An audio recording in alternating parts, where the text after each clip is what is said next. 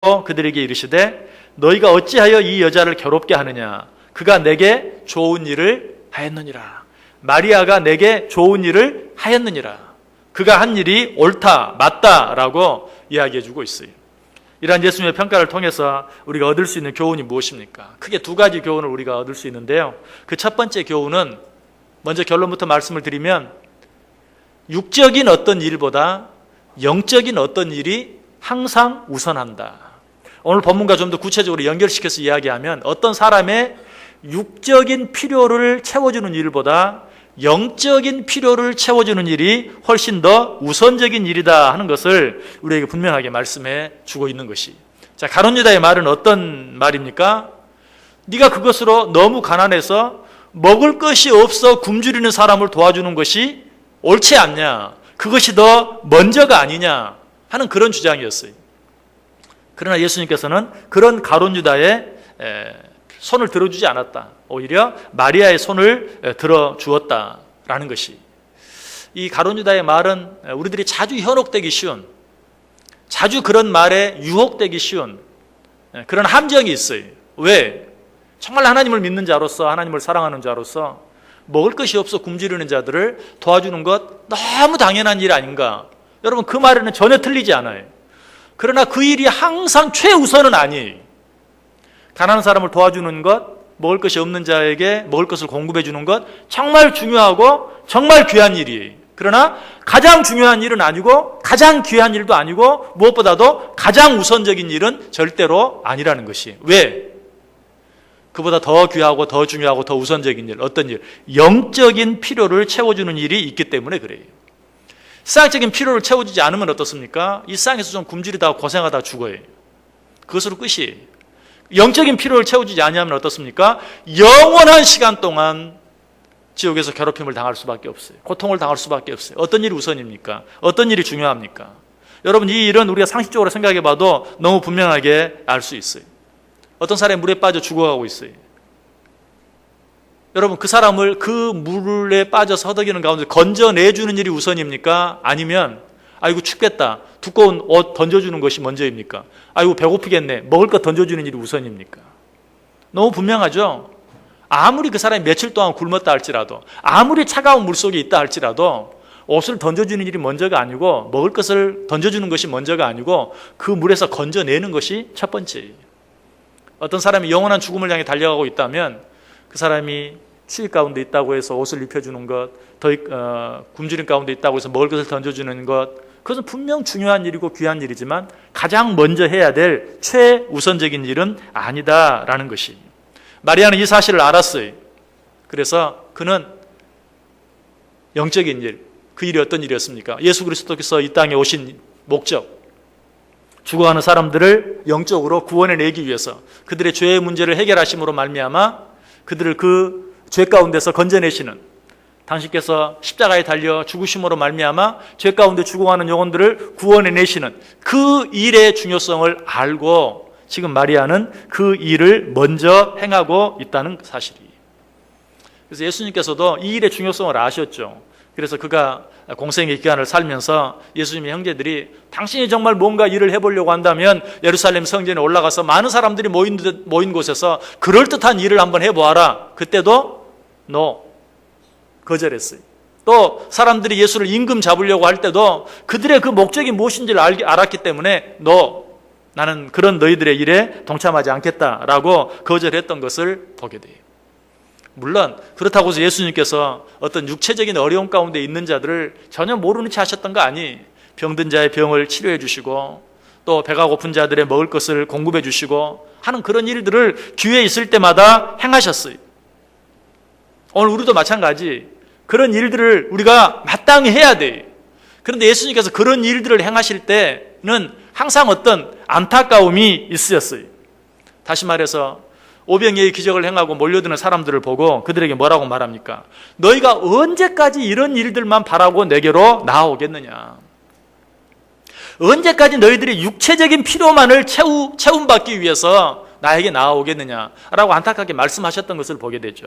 요한복음 6장 26절에 나와요. 예수께서 대답하여 이르시되 내가 진실로 진실로 너희에게 이르노니 너희가 나를 찾는 것은 표적을 본 까닭이 아니요 떡을 먹고 배부른 까닭이다. 떡을 먹고 배불러서 또 배부름을 얻기 위해서 나에게 나온 건 내가 안다. 언제까지 너희는 육신의 배부름만을 위하여 나에게 나아오겠느냐라고 말하고 있어요. 그렇죠. 우리가 어떤 사람을 육신적으로 돕고 육신의 필요를 채우는 일은 이것은 항상 일시적인 일이 절대로 영원한 일이 될 수 없어요. 그러다 보니까 그 일은 어때요? 끝이 없는 일이에요. 뭐 끝이 없는 일이니까 하지 말자. 그것도 아니에요. 그 일은 끝이 없어요. 밑 빠진 독에 물 붓는 것과 같은 일이. 그럼에도 불구하고 물을 줘야 돼요. 자, 콩나물 시루는 어때요? 밑이 빠져 있어요? 안 빠져 있어요? 다 빠져 있죠. 그래도 물을 줘야 돼? 안 줘야 돼? 줘야 돼요. 끊임없이 해야 될 일인 건 틀림없어요. 그러나 가장 중요하고 가장 우선적인 일은 아니다. 그래서 너희들은 언제까지 이런 일들을 위해서 나를 쫓아다니겠느냐라고 말씀하시고 그 다음에 예수님께서 계속해서 이렇게 말씀하시죠. 썩을 양식을 위하여 일하지 말고 영생하도록 있는 양식을 위하여 하라. 이 양식은 인자가 너희에게 주리니 인자는 아버지 하나님께서 인치신 자니라. 썩을 양식을 위하여 일하지 말고 영생하도록 있는 양식을 위하여 일하라. 썩을 양식만을 공급하는 일, 그 일만을 너희가 할 것이 아니라 영생하도록 있는, 영생을 주는 일, 그 일을 너희들이 감당해야 할 것이다. 다시 말해서 떡만 공급해 주지 말고 영원한 생명을 위한 복음을 그들에게 나누어 주어야 한다라고 이야기하고 있어요.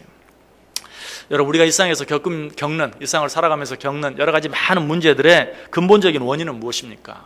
여러 가지 그 문제의 어떤 원인들, 직접적인 원인들은 다 달라요. 그러나 어떤 문제든지 그 문제들의 가장 근본적인, 그것이 육신의 문제이든 물질의 문제이든 어떤 문제이든 근본적인 원인은 죄예요. 성경은 그렇게 말해요. 우리가 일상에서 겪는 모든 문제들, 모든 악한 것들의 근본적인 원인은 죄다. 그렇다면 내가 지금 당하고 있는 문제가, 아니 어떤 사람이 당하고 있는 문제가 어떤 문제이든지 그 문제를 근본적으로 해결해 주는 것은 죄의 문제를 해결해 주는 것이, 그 죄의 문제는 누구로 말미암아서만, 우리의 죄를 위해 십자가에 달려 죽어주신 예수 그리스도로 말미암아서만 해결되는 것이. 그러므로 우리가 어떤 사람을 근본적으로 도와주길 원한다면 표면적인 문제를 해결하기 위해서 따뜻한 옷을 주고 또 양식을 공급해 주고 하는 것보다도 근본적인 문제, 죄의 문제를 해결하기 위해서 그를 위해 이 땅에 오신 예수 그리스도를 그에게 소개해 주고 그의 복음을 그에게 전해야 하는 것이.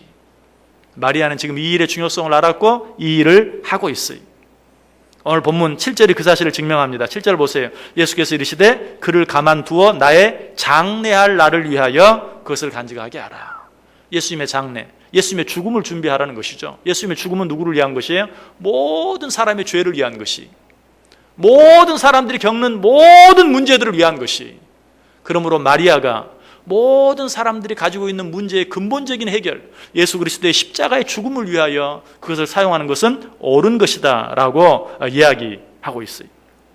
지금 마리아는 예수 그리스도의 죽음을 준비하고 있어요. 자, 그렇다면 이 사실을 오늘 우리들에게 어떻게 적용할 수 있을까요? 교회 안에 너무나 많은 일들이 있지만 그 많은 일들을 크게 두 가지로 나눈다면, 한 가지는 전도와 선교, 그리고 또 한 가지는 일은 봉사와 구제, 이런 일로 나눌 수 있어요. 앞에 일을 어떤 영적인 일이라고 한다면 뒤에 일은 어때요? 이거는 분명 육적인 일이죠. 근데 교회 안에도 이 두 가지 일을 놓고 싸움이 있어요. 어떤 싸움입니까? 우리 한국교회가 초기에 이제 부흥하면서 선교하기를 시작했을 때, 처음 선교하기를 시작했을 때는 교회마다 그런 싸움들이 있었어요. 어떤 싸움? 우리가 지금 우리 앞가림도 제대로 못하는데 무슨 선교냐? 이제 우리도 이제 막 복음이 들어와서 교회가 부흥하려고 하는데 지금 우리가 선교할 때냐? 우리 앞가림이나 잘해야 된다. 여러분 신앙생활 오래 하신 분들은 여러분 신앙 초창기에 우리 한국교회 70년대 초 80년대 이런 싸움들이 교회 안에 있었어요.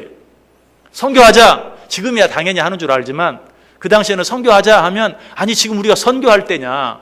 우리나라에도 전도할 때가 많은데 무슨 선교냐? 우리 앞가림도 제대로 못하는데.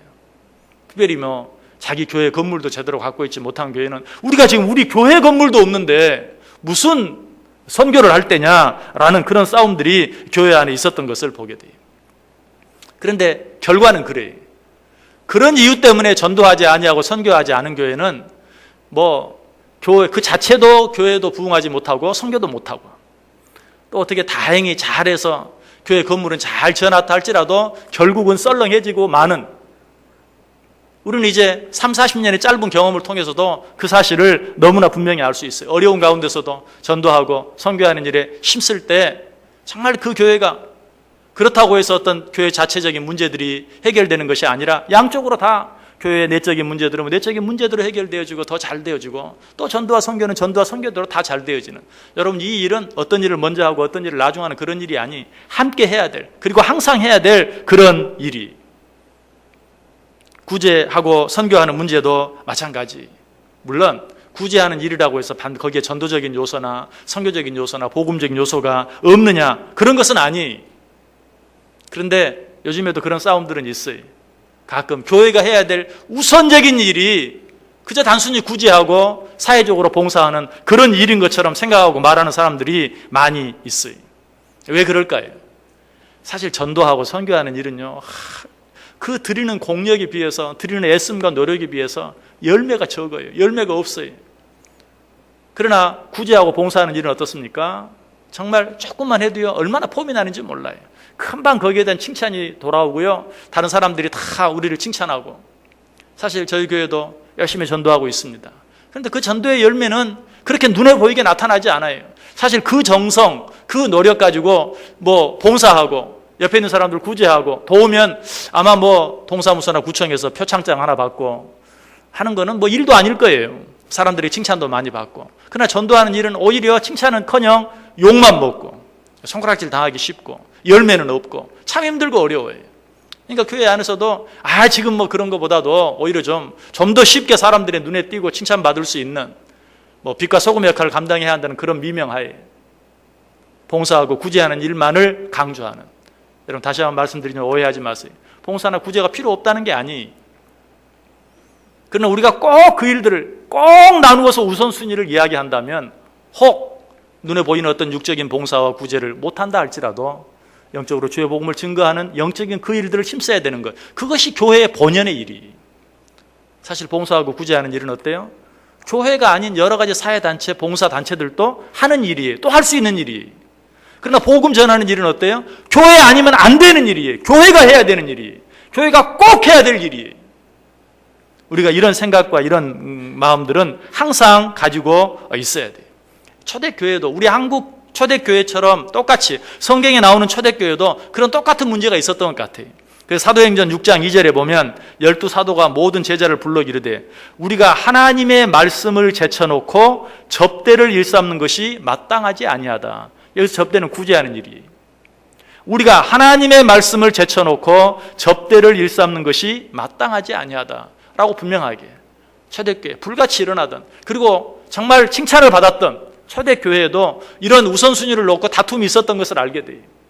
그래서 둘 다 중요한 일이고 필요한 일이고 우리가 꼭 해야 될 일이지만 말씀을 제쳐놓고 주의 복음을 제쳐놓고 접대를 일삼는 것은 마땅하지 아니하다라고 말했던 것을 보게 돼요.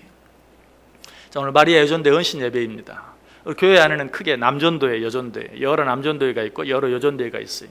이건 우리 한국교회 전통이기도 하고, 또 교회 안에서 예전부터 일하던 사람들의 이름을 전도인 혹은 전도사, 전도부인, 다 교회에서 일하는 사람들 이름이 당시에는 전도인, 전도부인, 전도사 이런 의미였어요.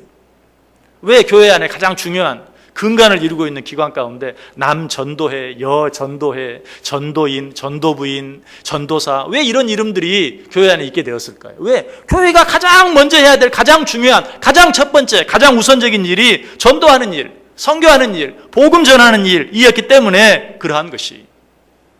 우리는 이 일에 대해서 절대 혼동하면 안 돼요. 이 일은 시대가 바뀌어도, 우리가 아무리 잘 먹고 잘 살게 되어도, 교회가 아무리 부흥하고 번창해도 이 순서, 이 일의 중요성은 절대로 바뀌지 않는다라는 것이. 여러분, 육신적으로 구제하고 돕는 일, 우리는 그런 일들을 통해서 쉽게 어떤 열매를 거둘 수 있어요. 또 더 많은 칭찬들을 받아 누릴 수 있어요. 그러나 하나님께서는 그보다 더 우선적인 일이 있다고 말해요. 오늘 8절에서 뭐라고 말합니까? 가난한 자들은 항상 너희와 함께 있거니와 나는 항상 잊지 아니하리라. 가난한 자들은 항상 너희와 함께 있거니와 나는 항상 있지 아니하리라. 도와주는 일은, 물론 이렇게 말하면 좀 어폐가 있지만 그러나 말로 표현하려고 하니까, 도와주는 일은 오늘 아니면 내일, 내일 아니면 모레, 혹 그러다가 혹 못한다 할지라도 그 사람이 영원히 죽진 않아요. 아까 말씀드렸던 그대로 육신의 죽음으로 끝날 수 있어요. 그러나 그 전에 복음을 전하지 못한다면 그 사람은 영원한 죽음을 맞이하게 되고 영원한 고통 가운데 있을 수밖에 없어요. 오늘 그것을 이야기하고 있어요. 가난한 자들은 항상 너희와 함께 있거니와 나는 항상 있지 아니하니라. 여러분, 이것은 꼭 전도가 먼저냐 구제가 먼저냐 하는 그런 어떤 교회의 일의 우선순위를 말할 뿐만 아니라 내가 신앙생활하는 내 신앙생활의 기준으로서도 한번 적용해 볼 필요가 있어요. 내가 신앙생활할 때 영적인 일을 우선할 것인지 육적인 일을 우선할 것인지. 물론 그렇게 말하면 당연히 영적인 일이 우선이겠죠. 그러나 우리의 삶이 정말 그러합니까? 여러분 몸에 이상이 있으면 어때요? 병원은 금방 달려가요. 그러나 영적으로 문제가 있으면 어때요? 영적으로 문제가 있다는 건 뭐예요? 교회에 와서 일하는 게 싫어지고 예배 출석하는데 자꾸 게을러지고 전도하는 일에 관심이 없어지고 교회를 사랑하는 마음이나 성도를 사랑하는 마음이 자꾸 적어지고, 여러분 그런 게 다 어떤 뭡니까? 영적인 문제들이죠. 그런 일들에 대해서는 얼마나 민감하게 반응하냐는 것이, 그런 문제를 해결하기 위해서 얼마나 빨리 움직이냐는 것이, 몸이 안 좋으면 금방 병원에 가지 않으면 안 되는 줄 알고 얼른 병원에 가서 무슨 일인지 내가 소화가 잘 되지 않는다. 그런 의사의 대답은 오히려 그냥 염려하지 마세요, 스트레스예요. 그러나 그런 일에 대해서도 우리는 굉장히 민감하게 반응해요.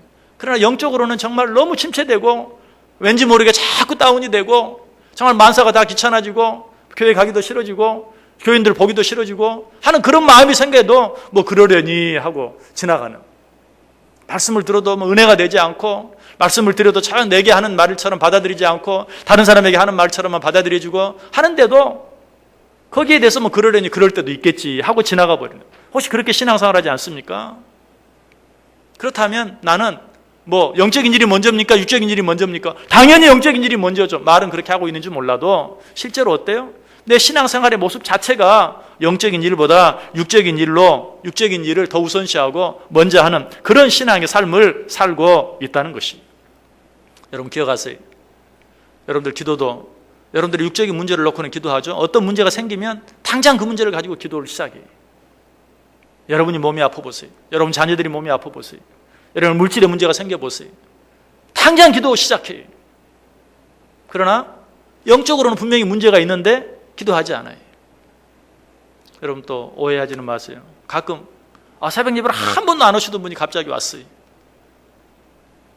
그러면 어떻습니까? 전화를 해봅니다. 혹시 무슨 일이 있습니까? 그러면 정말 무슨 일이 있어요.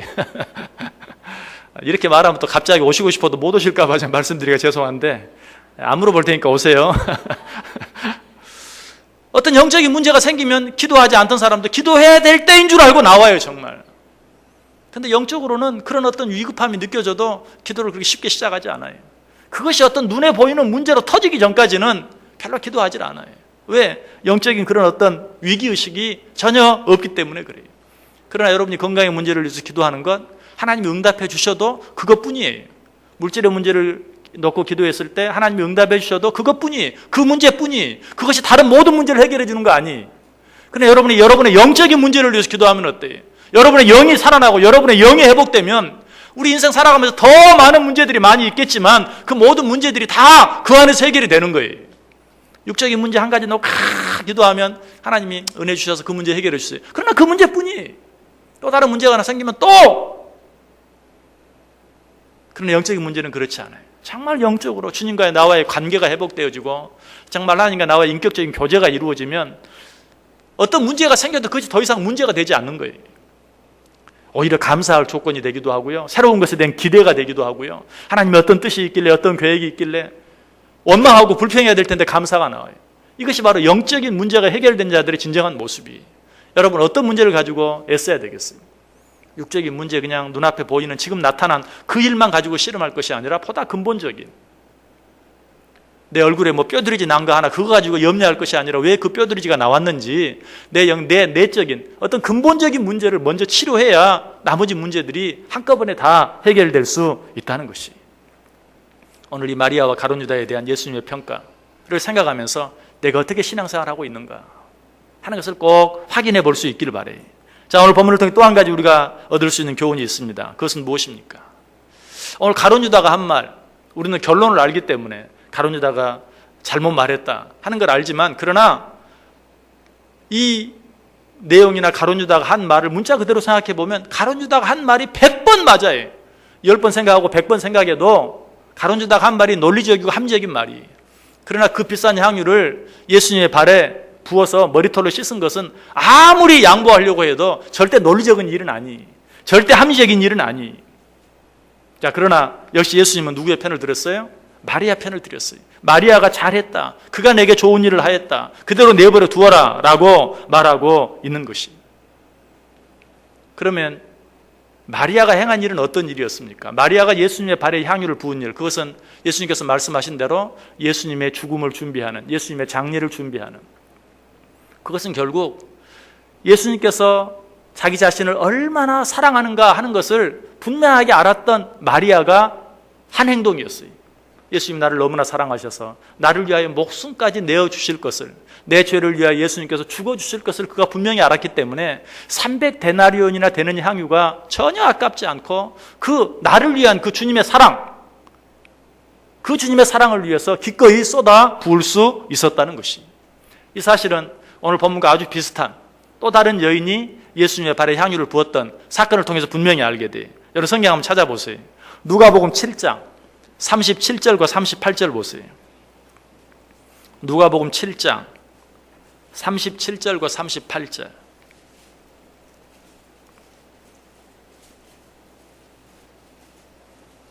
누가복음 7장 37절과 38절.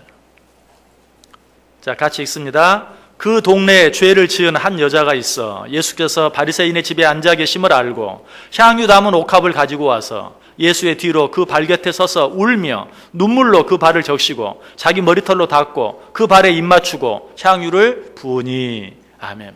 자, 오늘 본문에 있는 사건과 너무 비슷한 사건이, 그러나 다른 사건이. 그런데 그 뒤에 보면 이 모습을 보고 바리새인이 오늘 본문에서 가룟 유다가 했던 것과 같은 똑같은 말을 해요. 그 다음 절 39절 같이 읽습니다. 예수를 청한 바리새인이 그것을 보고 마음에 이르되 이 사람이 만일 선지자라면 자기를 만지는 이 여자가 누구며 어떠한 자 곧 죄인인 줄을 알았으리라 하거늘.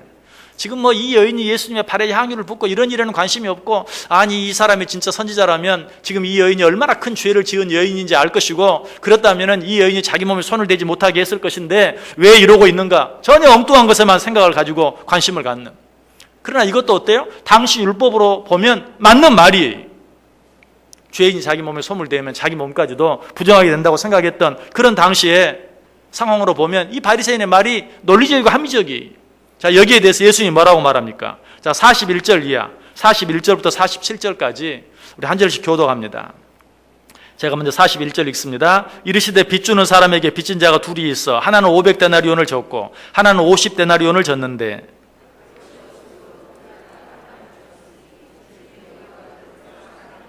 시몬이 대답하여 이르되 내 생각에는 많이 탕감을 받은 자니이다. 이르시되 내 판단이 옳다 하시고,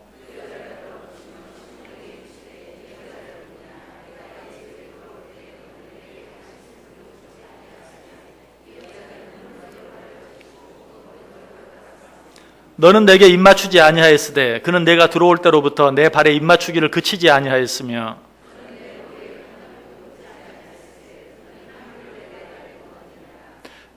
우리 같이 읽습니다. 이러므로 내가 내게 말하노니 그의 많은 죄가 사하여졌도다. 이는 그의 사랑함이 많음이라. 사함을 받은 일이 적은 자는 적게 사랑하느니라. 아멘. 이 여인이 어떻게 이렇게 행하느냐, 또 이 여인이 이렇게 행하는데 왜 예수님은 가만히 있느냐 하는 것을 가지고 시비를 거는 이 바리새인에게 예수님이 말해요. 그래, 너 한번 생각해봐라. 50데나리온 탕감 받은 자와 500데나리온 탕감 받은 자, 누가 더 감사하겠느냐? 당연히 많은 빚을 탕감 받은 자이겠지요. 이 여인이 왜 내게 이 비싼 향유를 붓는 줄 아느냐? 자기의 더 많은 죄, 자기가 엄청난 죄인인데 그 큰 죄를 용서받았다고 생각하기 때문에 그 사랑에 감사하는 마음으로 이렇게 하는 것이 아니냐. 이 여인이 이렇게 하는 것은 자기가 받은 사랑 때문이다. 자기가 받은 사랑이 크다고 여겼기 때문에 뭐 이 일이 합리적이냐 논리적이냐 계산적으로 맞느냐 뭐 안 맞느냐, 손해가 나는 일이냐 안 나는 일이냐 하는 거 따지지 않고 내가 받은 사랑을 생각하면 나는 이렇게 하지 않고는 견딜 수 없다. 지금 그런 마음으로 하고 있는 것 아니냐라는 그런 말이.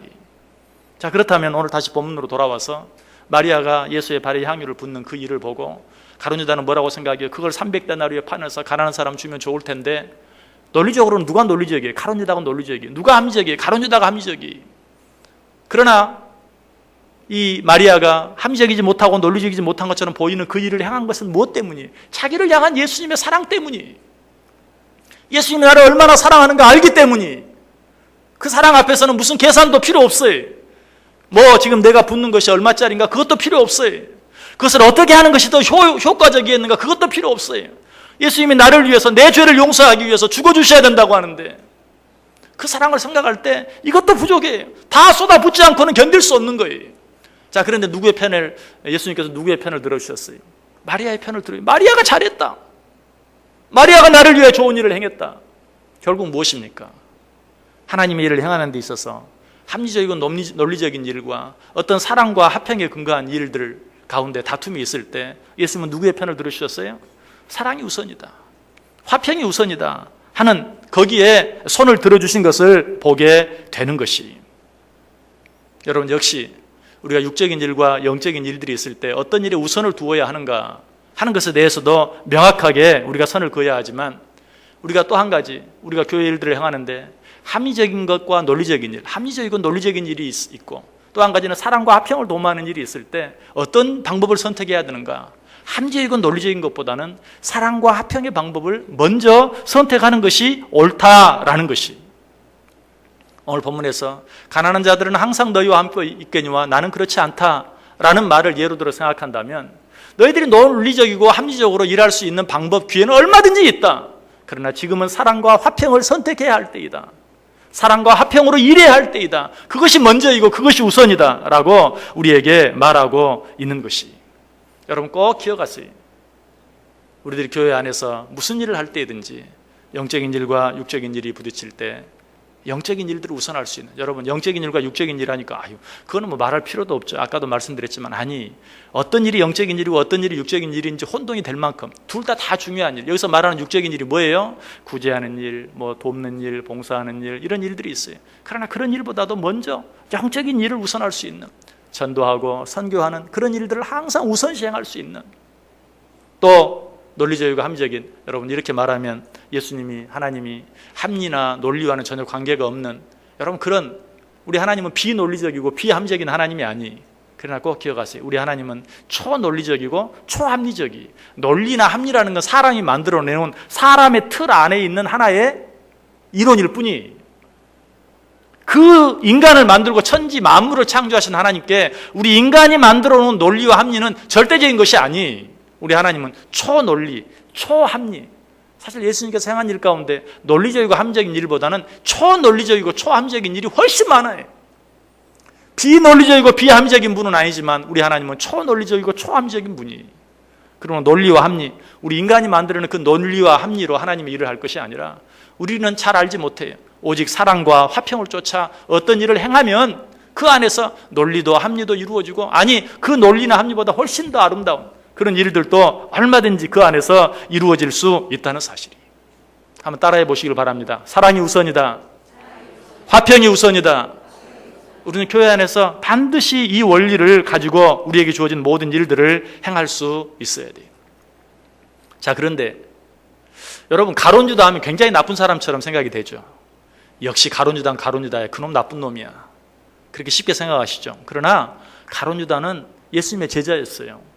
예수님의 제자 가운데도 어떤 사람, 돈깨를 맡았던, 누가 돈깨를 맡았겠어요? 그래도 상당히 신망이 있고 신뢰가 있는 사람이 돈깨를 맡았을 거예요. 그런데 예수님의 제자 가운데 한 사람이었고 그 가운데서도 상당히 신뢰와 신망을 가졌던 가룟 유다도 모르는 것을 어떻게 마리아는 알았을까? 그래서 영적인 일을 우선하고 뿐만 아니라 사랑과 화평의 일을 우선하는, 어떻게 그런 일을 선택하고 그런 결정을 할 수 있고 그런 일을 행할 수 있었을까?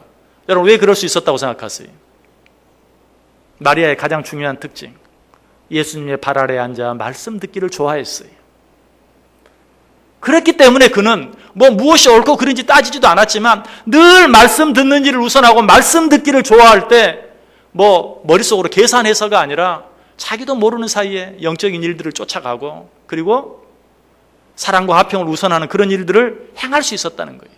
사실 예수님께서도 제자들에게 얼마나 자기가 죽어야 될 것을 얼마나 많이 이야기했어요. 그런데 지금 가룟 유다는 전혀 모르고 있어요.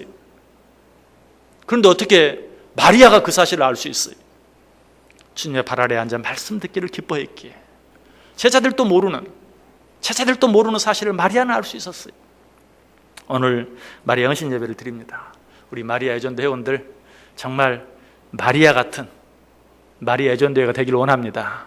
마리아 애전도회 회원들이 되기를 원합니다. 그래서 항상 말씀 듣기를 기뻐하고 말씀 듣기를 기뻐하는 가운데 나도 알지 못하는 사이에 내가 바뀌고 내가 변해되어져서 내가 하는 일이 어떤 합리적인 논리적인 일보다도 사랑과 화평을 쫓는 일 뿐만 아니라 정말 육적인 그런 일들이 아니라 영적인 하나님이 보고 기뻐하시고 칭찬하실 만한 사람들에게 칭찬받는 일이 아니라 하나님이 보시고 칭찬할 만한 일들을 나도 알지 못하는 사이에 쫓아가고 하고 있는 정말 마리아 같은 마리아 애전도회 회원들이 다 되시고 우리 온 성도들이 되어서 정말 주님께서 오늘 마리아에게 네가 좋은 일을 택하였다.